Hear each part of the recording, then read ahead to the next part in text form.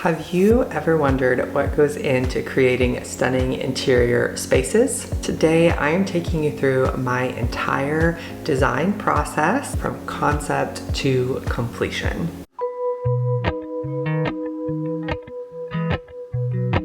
Hello, my name is Corey Clater, and I would like to welcome you to the Clater House. If you're new, I have been working on a office/playroom makeover space that I did about a year ago, and I just wrapped that up, and I'm going to use that project as an example to walk you through my full design process. Now, this process is centered around single room renovations or makeovers. The same principles and steps could be applied to like a renovation or a new build, but it would be a little bit more extensive, and I don't have as much experience with those. So I'm specifically walking you through if you in your home want to make over a space, or you're a new designer like me and you're just getting started doing smaller scale projects, you want to know how to structure a meeting with a client to a final design, this video is for you. The first step in my design process is the initial consultation, the information gathering stage. If you are a new designer, this is where you're gonna do a little bit of a discovery call to get some background information. This is where you would do your consultation with your client, meeting in their space, taking measurements, assessing the state of the walls and the flooring and lighting.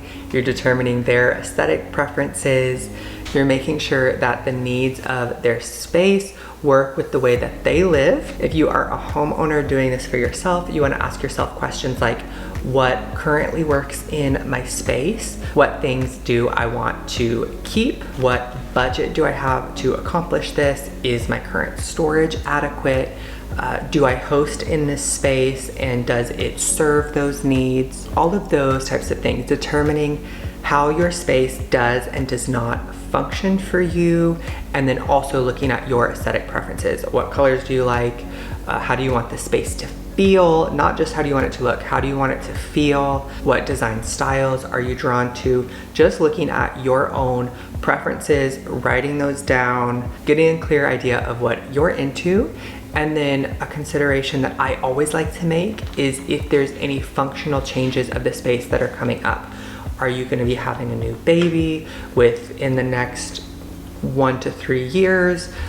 Do you have an elderly family member that may be moving in with you? You don't want to spend a bunch of money just for in a couple of years that to be null and you have to redo the space again. So I like to take things like that into consideration as well. In the example I'm walking you through today, functionally the space served the right purposes. It was an office and playroom prior, and they wanted it to stay that way. However, the office side of the room was too cramped and too cluttered, and everything was open and they didn't like seeing everything. Aesthetically, it felt too dark. It was difficult to move around the room. There wasn't enough storage. Aesthetically, the client liked a farmhouse, coastal, modern feeling. They like matte black finishes. They like the blue-green color palette. They liked herringbone patterns, shiplap details, things like that. I determined all of their needs, all of their aesthetic preferences, and I gathered what their budget was for this project. The goal of this step is just to understand the functional and aesthetic needs of the space so that you can move forward and create a design concept so you have a strong starting point for the actual design process. The next step is developing a design concept. This is your starting point for the whole design. You're going to refer back to this concept as you develop things over time. This isn't actually picking out any furniture or anything yet. That comes later. We're just putting together ideas for the functional and aesthetic needs. If the storage wasn't adequate, do we need a wall of built-ins? If you like modern and traditional elements, how are you blending those? Are you leaning more heavily traditional? Are you leaning more heavily modern? What type of finishes do you want to lean into? You're designing a concept. This is where you will do mood boards and do your color palettes. If you need help developing a color palette, my next video is going to be about the basics of color theory and how to use that to develop a color palette for your home. So please subscribe if you have not, so you know when that one comes out. You might do some sketches, like if you're going to do a built-in, you might do a little bit of a sketch just to see, like, do I want open shelving here and cabinetry here? Do I want it all cabinetry? Do I want it part of the cabinetry to be glass front? Just doing some sketches just to get a general concept of what is going to go into the room. You want to make sure you, or if you're a designer, your client is happy with this step before you move forward. In our example, I knew we were going to do board and batten along the bottom half of the room in a lighter color with the wall color above the board and batten in a different color. I knew we were going to do built-ins on one wall, but I didn't know yet the exact spacing of the shelving or the size of the cabinetry or the size of the trim. I didn't select this at this point. I just developed the concept of, I knew we were doing these elements in general. When I initially created the concept for this room, I leaned more into the farmhouse side of things. On the blue-green scale, I leaned more into green. I kind of had the idea of doing a wallpaper above the board and batten, and then on the built-in wall, I did all closed cabinetry with the center 4 cabinet doors having a glass front to display pretty objects. And then when I presented this concept to the client, she wasn't thrilled about the idea of wallpaper. She wanted to lean more into the blue side of blue-green, and she wanted to bring out more of her coastal preferences rather than just farmhouse. She wanted to blend all 3 rather than leaning more heavily into one or the other. She also, on the built-in wall, decided that she wanted open shelving at this point. She didn't want the glass front cabinetry. She wanted some closed cabinetry with open shelves. So I went back, adjusted our concept, leaned more into the blue side of green blue, and selected a paint color for above the wainscoting.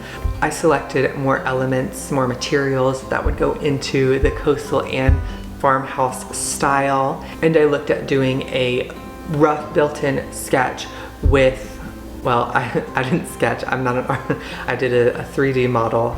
I prefer to model it rather than sketch it myself. I went back and did a rough 3D model with open shelving rather than the glass front. She was much happier with this concept, and we could move forward to the next stage, which is design development. So it's at this point in your design process that you're gonna actually start creating your design using your concept that you created as your North Star. You're keeping that in mind as you develop your actual design. You're first gonna turn away from the aesthetics. Don't focus so much on like diving into picking items yet. We want to look at the functional needs of our space determined in your consultation, and look at doing your floor plans and layouts and lighting plans, all of those types of things. We're going to develop our functional design before our aesthetic design. I always like to start with the floor plan. I pay for modeling software because I use it often enough to justify that. But if you're a homeowner, you can just use graph paper, sketch out your walls and your doors and your windows. Try to do it as precisely as possible, not try to do it as precisely as you can. No, do it precisely. Make sure it's precise. Get yourself an architectural ruler. They're just a couple dollars at, I think I got mine at Office Depot. I'm sure you could find one on Amazon. But get an architectural ruler. I like to use the scale of 1/4 inch equals a foot, sketch it out on graph paper, and then to start developing your layout, your floor plan, put wax paper over top of your graph paper. That way you don't have to redraw your walls every time. You can just draw in your furniture. Now, you're not actually selecting furniture pieces. You're just looking at the size of furniture. You're determining if you're having a built-in storage unit, like we had our built-ins. That's when I put this in. As a designer, you'll know the standards for paths of travel and things like that. If you're a homeowner, you may need to do some research into what appropriate paths of travel are between furniture, around furniture. I would highly recommend this book, The Interior Design Handbook by Frida Ramstedt. It's an awesome resource just in general to have. I refer to it all the time, but I would definitely, when you're space planning, research those standards. Like I said, that book's a great resource, and just understand those requirements, not only for like ease of use, but also safety. You want to make sure you have proper clearance in case there's a fire. You want to be able to get out of your house. So definitely keep those things in mind. If you don't understand them, go research them. At this point, you're also going to develop a reflected ceiling plan, which is just an electrical plan. You want to keep in mind with your new layout that you determine for your room, that your current power distribution is going to work for that, like where your outlets are. Are you going to have to plug your phone in across the room, or can you like sit on your couch and there's a plug right there for you to plug your phone in? You want to keep that in mind. If it's in your budget to hire an electrician, go ahead and take some time to plan out where outlets need to move, or if you're adding recessed lighting, making sure your switch is at every entrance to the room. You want to do 3-way switches. Anytime you come in or out of a room, you want to be able to turn your lights on and off. Determining if your ceiling fixture needs to be centered on a piece of furniture in the room. If the room is currently too dark, do you need to add sconces somewhere? Like, considering the electrical needs of the space, I would plan that. You certainly could go ahead and pick your lighting fixtures, but I like to do that as a part of this design development step, but not when I'm doing my reflected ceiling plan. I like to have a general idea, like I know I'm gonna do a ceiling fan here, or I know I'm gonna do a pendant, but I don't actually select that yet. Once your reflected ceiling plan is done, that's when I would turn to your architectural details. So that's like any trim work. If you're gonna do built-in storage, look at doing your elevations. Go ahead and design that cabinetry. Is it going from floor to ceiling, or do you want some clearance above the top? In the example I've been giving you, we previously determined we were gonna do some closed cabinetry with some open shelving. So this is where I really nailed down how wide do we want those side cabinets.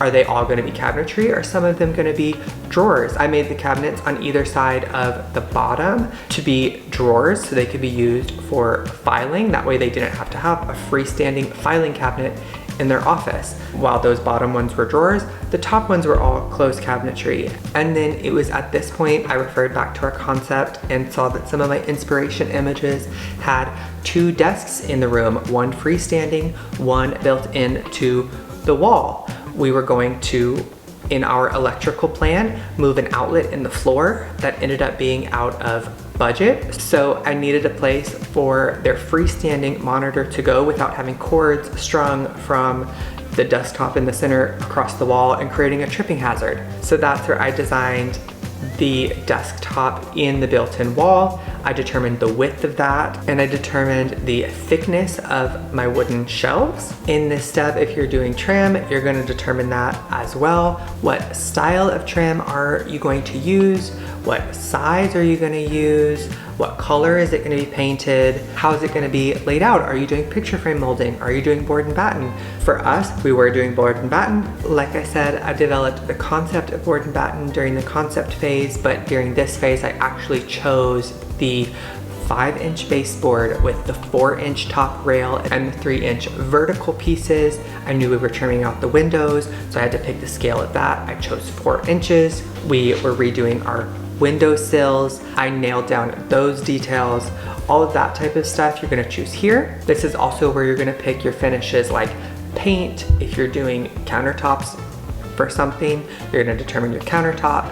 If you're gonna do custom furniture or anything, this is where you would pick your fabric for that. Any other wall or window treatments or ceiling treatments, this would be where you would pick those. In our example, I had to determine behind the floating shelves if we were gonna paint that wall the same as the wall color, the same as the built-in color. If we were gonna do any other wall treatment behind that, we ended up going with shiplap. I had to determine, did I want to do it in more of a farmhouse style and lay it horizontally, Or did I maybe want to approach it in more of a modern way and put it vertically behind that? This is kind of where you do some research and some soul searching, or go back to your design concept and determine the architectural elements and how they tie into your overall style. This is also where you can go in and select your lighting elements after you've done your electrical planning. When you're selecting your architectural stuff, then I like to select my actual lighting fixtures. Before engaging any tradespeople, I would pull the samples of everything you've chosen, any custom fabrics that you're using for window treatments or furniture, any metal finishes, any paint samples, any flooring, anything like that. Any samples you can get a hold of, bring those in, make sure you like all of those together, make adjustments as needed, and then move forward with your contractors if you're using them. This is also the step for me where I create any other visual elements that I need to communicate a design to a client, like 3D models. Some designers do photorealistic rendering, any visuals, any actual like floor plans, architectural documents, elevations, anything like that. This is where I create those. The goal of this step is to create a blueprint for the design moving forward. With the design plan in place, with our blueprint created, we can move on to implementing the design. So up until this point, it's all been development. We've been creating ideas, picking things, but we haven't actually done anything in your space. This is where you actually go in and do that. If you're working with contractors, this is where that comes in. This is where you start managing the project and things start to come to life. Now, this step is gonna look a little different depending on the needs of your space, what all is going into it. If you're having contractors come in, you need to figure out what order in which they need to do things. This might not be knowledge that you have. So if your project's big enough, you might want to reach out to a general contractor, or if you're just having a couple trades, when you get your quotes, you could tell them your kind of whole contractor plan, and like your electrician could tell you like, yeah, I need to do your electrical work before your cabinets come in, or something like that. They might be able to tell you what other trades need done before they can come in, or if they need to do their trades before someone else. If you're picking a countertop for anything, you would have had a sample during your design planning phase, but in implementation phase, you would actually go and pick out your slab, or if you were doing tile, you'd go and get your boxes of tiles to have those installed. You want to inspect them to make sure they're all the same color, if that was the specified thing. Anything regarding your finishes going in and your architectural details being built, this is the phase where that would happen.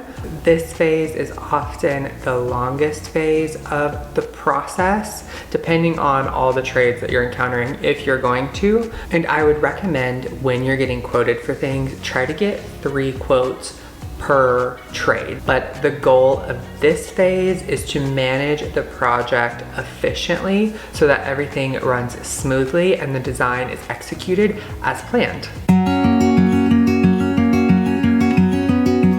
And then we move into the final stage, which is everyone's favorite, and that is furnishing and decorating.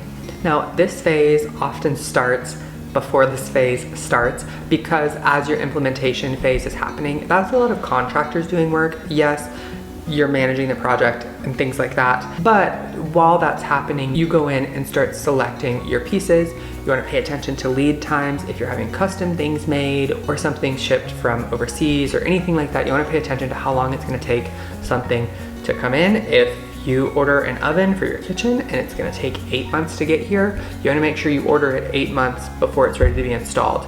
You don't want to get to the point of like, your kitchen's finished, okay, let me order this range, and then you don't have it for 8 months and your kitchen cannot be finished. So you want to pay attention to that. But as far as like actually making your selections, you want to take into consideration the architectural changes that you decided. Like I said, if you go with a more traditional architectural style, you want to pick more modern furniture if that meets the style brief that you're going for, or vice versa. If you want to have a more modern interior but bring traditional furniture in, and that's part of your concept, this is where you'll balance that modern and traditional element. Like I've been giving the example of the space that I worked on, I selected more modern and farmhouse touches for the architectural elements through like the board and batten, the shaker style cabinets, the way I did the shiplap, and then the coastal elements that we chose. Yes, the paint color tied into that, but I tied more into the coastal when it came to the furniture selection. The console that I chose was more of like a driftwood color and had a woven caning detail on the doors. It matched the color of some of our built-in elements, so it did tie in there. Our desk was a nice warm stone color, like the color of stones you'd find on the beach, and it also had a caning detail on the front of those doors. I brought in a jute rug, which works really nicely with the coastal style. That was a heavy influence for me choosing that. The wool blend rug that I chose, I could have chosen it in a gray color, but I instead opted for like a sand color with flecks of gray. The swivel chairs that I chose were more of a modern element, bringing in the boucle texture, but the color of it was more in that stone and sand color with a gray base, and then the loops being kind of beige. And then at this point also, in addition to blending your styles, if you haven't thought about it previously during your architectural selection, thinking about shape diversification with one of the elements of design being shape, having rectilinear and curvilinear shapes, things like that. If you didn't consider that during your architectural phase, now's a great time to bring in some new shapes. And that's what I did with these swivel chairs, as well as the circular rug on the playroom side. There was a lot of right angles and straight lines and rectilinear shapes throughout the room. So I chose these chairs with the barrel back, that the arched arms, to introduce some more curves into the space to soften up the design.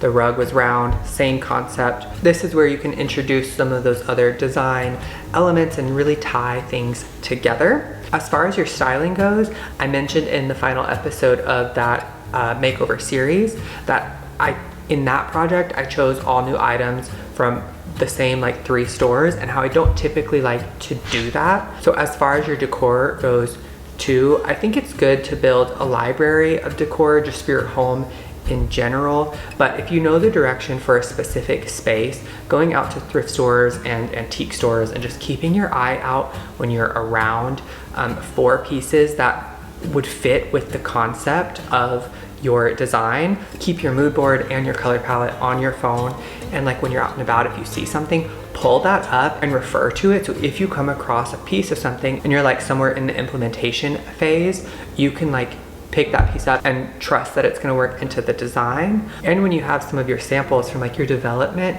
stage, you could take some of those samples around with you too, like your fabric sample, if you have a countertop sample, anything like that, small samples that are easy to carry. You could take those around and compare them to some of the decor pieces to make sure that those will fit in case you come across anything fantastic while you're out and about. As far as styling and bringing your furniture in and things like that go, selecting the right rug size, the right furniture size, one, keep in mind your space planning to keep your paths of travel so that you're not creating pinch points with the furniture you're selecting. But again, this book here, the Interior Design Handbook, is a good resource for styling and furniture selection and like lamps and things like that. It's just a good resource all around, even for your styling needs. The goal of this final phase is to bring everything together to create a result that you, or if you're a designer, your client loves. This is where the magic happens, and it feels like it was all worth it when you reach that final result. And that step concludes the design process, from the initial consultation to that final end furnishing and decorating stage. Each step is essential to creating a space that you or your client loves. Again, this process is tailored to the needs of the individual space. So some things may be omitted, some stages may not take as long, some steps aren't necessary at all. Sometimes you're just furnishing and decorating and you go right from the consultation and design concept phase right to the furnishing and decorating if it's a smaller scale project, and that's great. But these are the general steps, the general process that I like to follow when developing a design, and I just cater it to the individual needs of the client and their project. If you enjoyed this and found this video helpful, please give me a thumbs up below. If you need any more information about any of these steps, or you're maybe a more experienced designer that has some more tips, please share that in the comment below, ask your questions, give more advice. I would love to learn from you, and I would love to help you out more if you need it. I hope you'll consider subscribing for more DIY and interior design related content. As I mentioned, my next video is going to be about the basics of color theory and selecting a color palette. So I hope you will come back for that one. And until then, I am wishing you all my best.